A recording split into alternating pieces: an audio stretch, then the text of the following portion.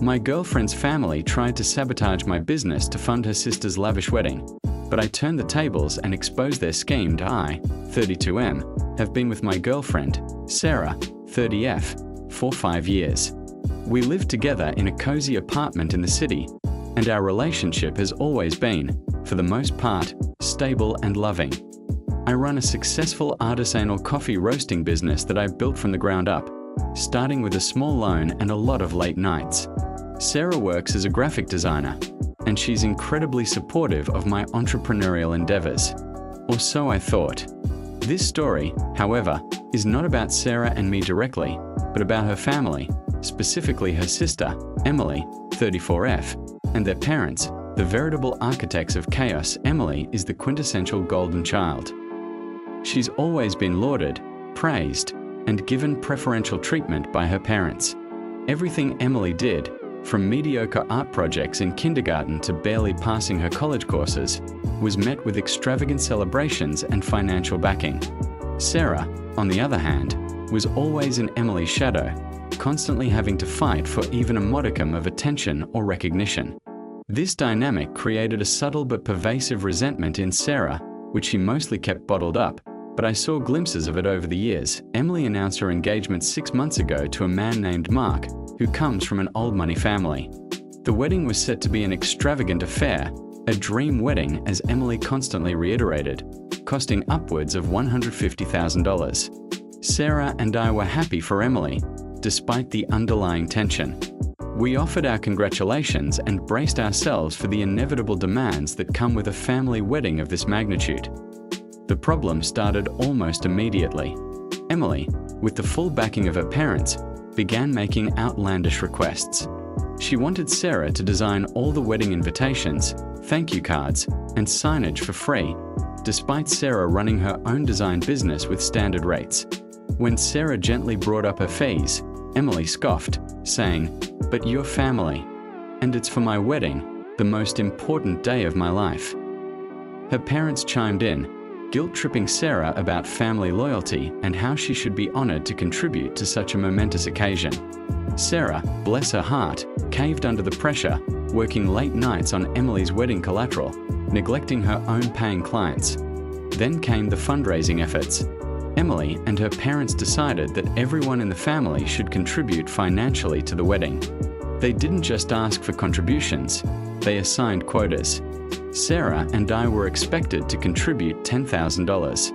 This was a significant amount, especially since I was looking to expand my business, which required substantial capital. I explained that while we were happy to give a generous gift, $10,000 was beyond our means, especially with my business expansion plans. Emily threw a fit, accusing me of being selfish and uncaring. Her mother called me tight-fisted and unsupportive of the family. Sarah, caught in the middle, looked distraught. I stood my ground, explaining that my business was our primary source of income and that diverting such a large sum would jeopardize our financial stability and my expansion plans. This is where things escalated dramatically. My coffee business, The Daily Grind, had been doing exceptionally well. We had just secured a major contract with a large grocery chain, which would effectively double our production and revenue.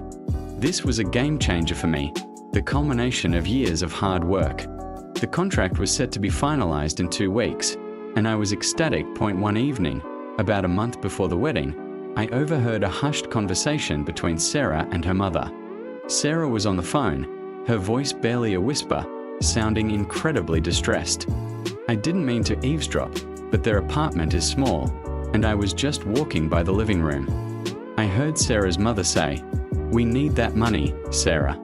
Emily's dress alone cost more than your car. Think about the embarrassment if we can't afford the caterers. He has the money, he just doesn't want to share it. You need to convince him." Sarah responded, "But Mom, his business, it's everything to him. And the contract." Her mother cut her off. "He can always get another contract. Family comes first. Emily's happiness comes first." A cold dread settled in my stomach. What were they planning? The next day, I noticed Sarah acting strangely. She was withdrawn, avoiding eye contact, and seemed to be carrying a heavy burden. I asked her what was wrong, but she just brushed it off, saying she was stressed about work. I knew it was more than that. Later that week, I started noticing some unsettling things happening at my business. My coffee roaster, a custom-built machine that was the heart of my operation, began experiencing strange malfunctions. First, a crucial sensor failed, causing a batch of beans to over-roast and become unusable. Then, the cooling system started acting up, threatening to damage the entire machine. These were not typical wear and tear issues. They felt deliberate. I hired a specialized technician to inspect the machine, and he found evidence of tampering. Small, almost undetectable adjustments that would cause intermittent, damaging failures. He couldn't pinpoint who did it, but he confirmed it was Sabotage at the same time. My online reviews started taking a hit. A flurry of negative reviews suddenly appeared, all from new accounts, complaining about burnt coffee, stale beans, and poor customer service. Issues that were entirely uncharacteristic of my business. We pride ourselves on quality and customer satisfaction, and our reviews had always been stellar. This coordinated attack felt malicious. My expansion plans were now in jeopardy. The delays caused by the equipment sabotage and the damage to my reputation from the fake reviews were threatening my contract with the grocery chain. They had a clause about consistent quality and timely delivery, and any significant disruption could lead to its termination. I was losing sleep, constantly trying to mitigate the damage, but it felt like I was fighting an invisible enemy. Then, about a week after the initial sabotage, I found something truly damning. I had left my laptop open on my desk, containing some sensitive business documents, including details about the grocery chain contract. When I returned, I noticed it was closed, which was odd. Later, as I was working, a pop-up appeared in my browser, a notification from a cloud storage service I rarely used. It was a link to a folder, and the folder contained scanned copies of my business documents, including the contract, along with a series of emails. The emails were between Emily and Sarah's mother. They discussed my business in detail, specifically targeting my major contract. Emily had written, "If we can somehow disrupt his production, the grocery chain will back out, and he'll be forced to use his savings to keep the business afloat. Then he'll have to give us the money for the wedding." Her mother replied, "Excellent idea, darling. Sarah is proving to be a bit difficult, but I've convinced her to borrow his laptop to get the details. She's worried about getting caught, but I told her to just be careful." My blood ran cold. Sarah, my girlfriend, the woman I loved and trusted, was involved in this scheme to sabotage my business. The technician's report, the fake reviews, the malfunctioning equipment, it all clicked into place. They weren't just trying to get me to contribute, they were actively trying to destroy my livelihood to fund a lavish wedding. I confronted Sarah. I showed her the emails, the scanned documents, and told her about the sabotaged equipment and the fake reviews. Her face went from pale to ghostly. She broke down, sobbing uncontrollably, confessing everything. She admitted that her mother and Emily had pressured her incessantly. They had convinced her that my business was just a business, and that Emily's wedding was a once-in-a-lifetime event that deserved precedence. Sarah had been tasked with getting information from my laptop and, to my horror, had been subtly tampering with my roaster by loosening screws and miscalibrating sensors during her visits to my workshop. She said she felt immense guilt but was terrified of standing up to her mother and Emily, who had always manipulated her. She justified the reviews by saying Emily had arranged for an online service to generate them, and she hadn't directly participated in that part. That I was devastated, not only by the betrayal but also by the sheer audacity and cruelty of her family. My trust in Sarah was shattered. How could she, the woman who claimed to love me, participate in such a destructive plot? I asked her to leave, telling her I needed space to process everything. The next day, I sent an anonymous email to the grocery chain's legal department, attaching the damning emails between Emily and her mother, along with evidence of the fake reviews and the technician's report detailing the sabotage. I explained that I had uncovered a malicious plot to undermine my business and that I was taking immediate steps to address it. I emphasized that despite these challenges, I was committed to fulfilling the contract and would ensure the highest quality and timely delivery. I also included a detailed plan of how I was fortifying my security and quality control measures, that I also contacted a lawyer specializing in business fraud and defamation. We compiled a comprehensive case against Emily and her mother, detailing the financial damages, the sabotage, and the coordinated defamation campaign. 2 days later, chaos erupted. The grocery chain, upon receiving my anonymous email and reviewing the evidence, launched an internal investigation.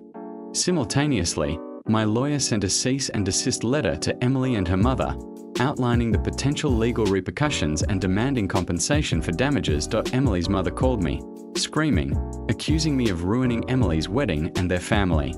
She threatened to sue me for defamation.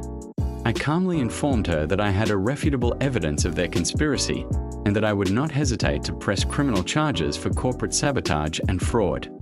I told her that the grocery chain was already aware of their actions. The news hit Emily like a ton of bricks. The grocery chain contract was a significant deal in the local business community, and news of the attempted sabotage quickly spread. Mark's family, old money and very image-conscious, were horrified by the scandal. They were not just rich, they were reputable. They didn't want to be associated with such public drama and blatant criminality. They immediately called off the engagement, citing irreconcilable differences and reputational concerns. Emily's dream wedding, the one that had cost so much financially and morally, was cancelled. Emily was inconsolable. She blamed me for everything, saying I was a heartless monster who destroyed her life. Her mother, too, continued her tirade, but her threats felt hollow now. The reality of their situation was setting in. Meanwhile, Sarah was a wreck. She kept trying to contact me, sending me desperate messages, begging for forgiveness. She said she was disgusted with herself and her family, and that she finally understood the extent of their manipulation. She claimed she loved me and wanted to make things right. I, however, was still reeling from the betrayal. The grocery chain, impressed by my transparency and proactive measures, ultimately decided to move forward with the contract, albeit with stricter performance clauses. They appreciated my honesty and the comprehensive plan I put in place to prevent future incidents. My business was safe, but the emotional damage was profound. Emily's parents were forced to shoulder the entire cost of the cancelled wedding, losing their substantial deposits. They were also facing a potential lawsuit from my end if they didn't agree to a settlement. My lawyer negotiated a hefty settlement that covered all my legal fees, the damages to my equipment, and compensation for the disruption to my business. They were furious, but with the threat of criminal charges and public exposure, they had no choice but to comply. Emily, stripped of her golden child status and her lavish wedding, was ostracized by Mark's family and many of their mutual friends. Her parents, once her stanchest defenders, were now financially drained and publicly humiliated. The perfect family image they had cultivated for so long had crumbled into a million pieces. As for Sarah and me, things are still up in the air. I love her, and I believe her remorse is genuine. She has been going to therapy to address her family's manipulative dynamics and her inability to stand up for herself. I've started therapy too, to deal with the betrayal and rebuild my trust. We are slowly trying to navigate what comes next for us. It's a long and difficult road, but for now, I'm focusing on my business, my recovery, and ensuring that no one ever tries to sabotage my hard-earned success again. The daily grind is thriving, stronger and more resilient than ever. And Emily's wedding? Well, let's just say it was anything but a fairy tale. I cannot believe the audacity of some people to think they have the right to destroy someone else's livelihood for their own selfish desires. It just goes to show that some families will go to extreme lengths, even at the cost of their own children's happiness and relationships. It's a harsh lesson learned, but one I won't soon forget. I wonder if Sarah's family will ever truly understand the gravity of what they did, or if they'll continue to believe they were justified in their actions. I doubt they will. Their self-serving narrative is too deeply ingrained.